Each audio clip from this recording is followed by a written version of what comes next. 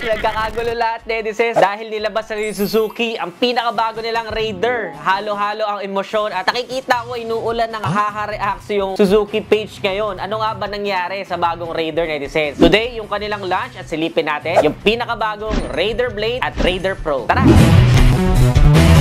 So ito na nga, netizens, nagkakaguluhan lahat. At isa sa mga napansin ko, yung Raider Pro, netizens, ang komento ko, para siyang yung mukha nung Gixxer, tapos kinabit sa katawan ng Raider. Actually, kapag nakita nyo naman sa personal, netizens, it's not that bad. Mukha lang siguro may mga bad angles sa mga videos, pero sa personal, makikita mo pa rin talaga yung bloodline ng Raider. Pero syempre, magkakaiba nga dahil sobrang daming Raider fans, netizens. Habang ito namang isa na Suzuki Raider R150 na Blade Edition ay inaatake din. Tingnan natin yung mga komento dito sa mga bagong Raider, netizens, sa Suzuki page. Basahin natin ilan. Ito, ayon kay J-Zone, Camel Concept. Bakit Camel?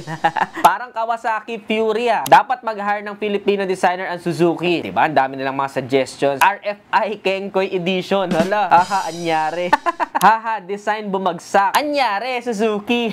Awit sa inyo, Suzuki, nakipag-collab siguro kayo kay Kawasaki. Buti na lang may standard edition. Yung mga upgrade, nagmukhang pang senior. Grabe naman mga comment dito. Pati yung turn signal light, dinala sa Pilipinas ang design. Di bagay sa Raider. Labas yung signal light. Pinapangit. Kawasaki Fury is waving. Fury style, mga boss. Ito isa, maganda yung comment niya. Raider Pro looks Gixxer ang angas. So, yun din yung komento ko, netizens. Doon sa Pro, actually, maganda siya sa personal. Yung mukha ng Gixxer, bumagay naman. May konting angas pa rin. So, marami nga nagtataka kasi parang yung Raider, mahal na mahal yan ng mga Pinoy. Kaya for the longest time, walang binabago dyan. Kaya ngayon, ang dami nilang komento. Medyo off nga daw sa mga tao yung turn signal dito sa may bandang unahan na pinuwesto nila. Dati malinis lang yung bandang ulo niya. Ngayon may turn signals na nakalitaw. Ayaw ng karamihan yan. At medyo nagbuka daw Kawasaki Fury. Syempre yung design, netizens, ay talagang nakadepende yan sa tao. And syempre di natin masisisi ang mga Pinoy dahil mahal na mahal nila ang Raider. Ngayon, on the other hand, ano nga may mga major changes na pinagbago? Una sa lahat, netizens, ay meron na tong connectivity sa inyong smartphone. Bluetooth lang, netizens. May i-connect mo na yung smartphone mo sa yung Raider. Meron na sila ngayong radio wave para sa mga Android user. Makikita mo dun yung phone battery mo. May navigation in progress din, Tapos yung mga SMS, calls, makikita mo na rin po sa screen mo. May character display din dyan kapag may mga nag-text sa'yo, ganyan, may nag-call. May indicator light siya kapag may tumawag sa inyo. So, call indicator light yung tawag. Aside pa dyan, netizens, ay meron sila tinatawag na Suzuki Clutch Assist System. Sleeper clutch, netizens. So, mas smooth na yung gearing transition natin, especially kapag nag-downshift ka. So, mararamdaman natin yan kapag tinest drive natin. Gusto nyo ba ng test drive? Comment nyo naman dyan sa baba. Baka ma-test drive natin yan. Agad-agad, ASAP. Mag-request tayo kay Suzuki. So, kapag nag-accelerate ka naman, netizens, mas malambot na at sumasabay yung kanyang pinaka-clutch lever. So, mas hindi nakakapagod sa long ride. Para naman sa engine concept, netizens, ay powered by Suzuki Signature 4-stroke dual overhead cam, na merong single cylinder at liquid cooled 150cc pa rin at fuel injected, netizens. Now can produce a max power na 13.5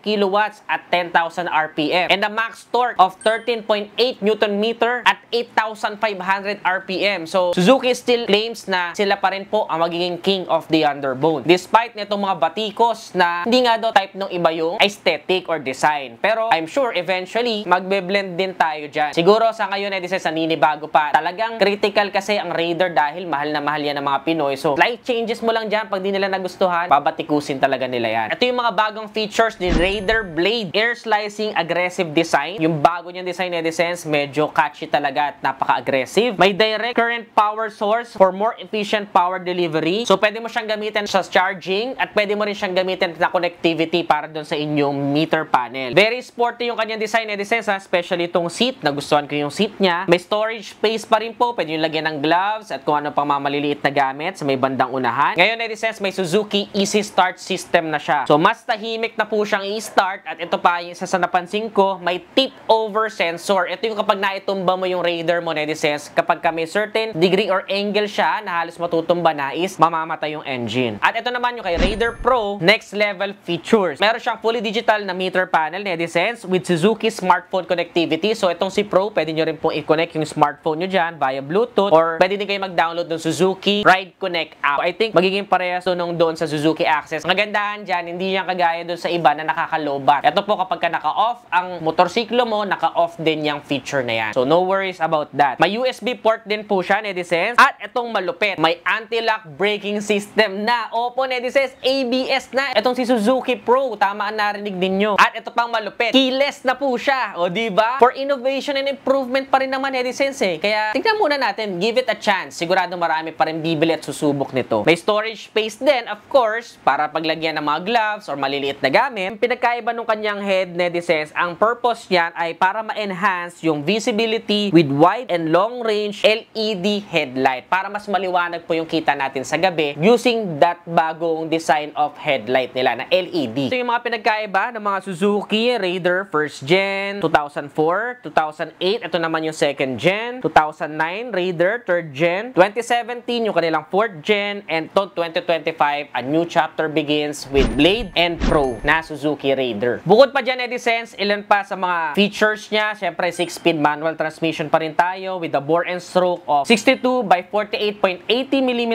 suspension sa front, telescopic, suspension sa rear, swing arm, tubeless tires na meron tire size of 70 by 90 by 17 sa unahan and 80 by 90 by 70 naman sa likuran. Kung sakali man papalitan nyo yan, netizens, I highly recommend to use Zeneos tires para makapit, reliable at pangmatagalan. Para naman sa braking system, netizens, disc brake sa unahan, disc brake din sa likuran. Ang pinagkaiba lang ngayon ay meron na po siyang ABS, kaya talagang good job si Suzuki dyan. At mamaya malalaman nyo yung presyo kung nagmahal ba. Sa wheelbase, meron tayong 1,280 mm and overall length na 1,995 by 675 by 980 mm na merong ground clearance na napakataas which is 150 mm.